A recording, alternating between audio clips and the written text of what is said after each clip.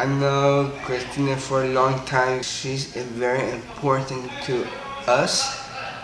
It makes our school a better place. If you set the bar here, that's as far as they're going to go. If you set the bar here, they're going to rise to that. When you have the people around you that set those bars so high up, the kids respond to that. And that's how it is, I think, that makes us so different. That we're not seeing the things they can't do, we're seeing the things that they can do. We don't limit them.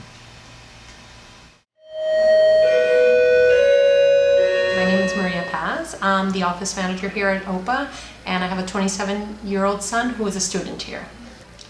There's just so many more opportunities that he's been given here as an adult. People say, oh no, he's 27 years old, how much more is he gonna learn? And it's incredible. It's like every day my jaw drops. Okay, on 3, guys. Ready? 1, 2, 3. Happy birthday to you. Happy birthday to you.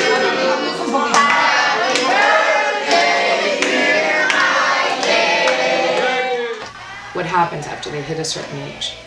Families have invested years and years and years of, and sacrificing to give them an education so that they can get to their level. If you don't use it, you lose it. So we want to make sure that, especially the adult individuals, that can come in and continue to participate, continue to learn. So I think that we're giving them an opportunity to do things that they wouldn't have anywhere else. Students with special needs have a tendency to regress as they get older. When they're learning information, their ability to retain the information isn't like somebody who's typically developed. So we're constantly giving them something so that it's something to keep them stimulated. So, I'm so glad that we don't have an age cutoff. I think it's important that they're in a program, that they're doing something. It's the complete package. It's the academics are here, the athletics are here, the performing arts are here. You go to bed easy, at night because that you do know that he's got a place, and not only a place, but a loving place. There's no doubt that this is the place for my son. Ready? Right.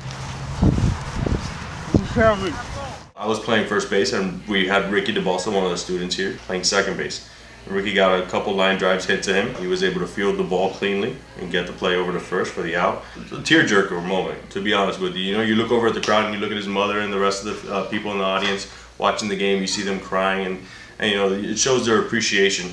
And seeing his reaction to making the play was very satisfying.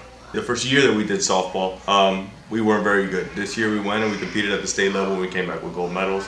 Our track and field team now has 5 athletes going to the national games in 2014. The competition, the fans, it's the whole atmosphere. They thrive. For them to have that opportunity, to have their name called out over a loudspeaker, you feel like $1 million. I've grown up with a lot of these guys. I've known them for 18 years, 20 years. They did something to my life, particularly, that was very impactful.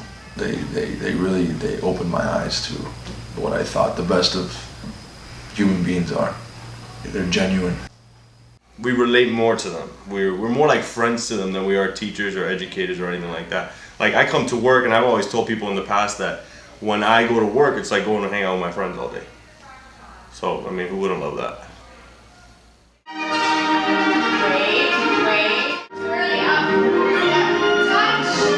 I have kids that don't read, that can memorize lines, and you think, like, how can that happen?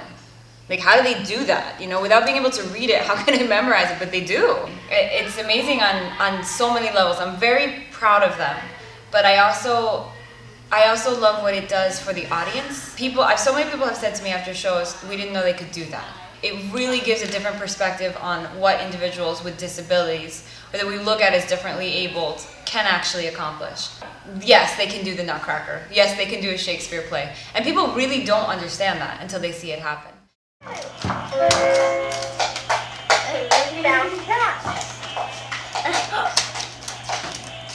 OPA tries to give children opportunity to work at Publix or different organizations, and Fern was always telling me how he really wanted to interact with the children. He wants to be an assistant teacher, and it turned out to be the best thing for him. One time. No? Okay. I love working with the kids. I read to them, I play with them. I feel proud because they look up to me. I'm their role model. You know, these kids come here and they know they can do anything because the teachers tell them that they can, and they believe it, and they actually go do it. Thank you. I'm happy being here. They've impacted my life. It's not the other way around. I haven't impacted theirs as much as they've impacted mine. And I think that the common thread in all of these kids is courage. Talk to me. Look at me. Thank you. Mírame. The struggles that they have to go through.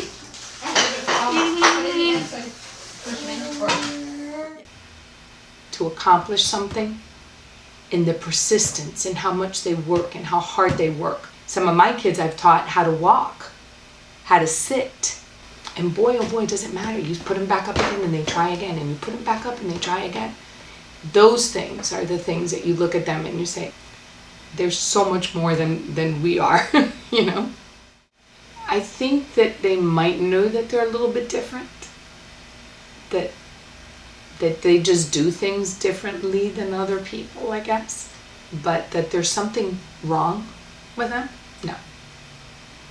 Because we won't let that happen. Because there's nothing wrong with them.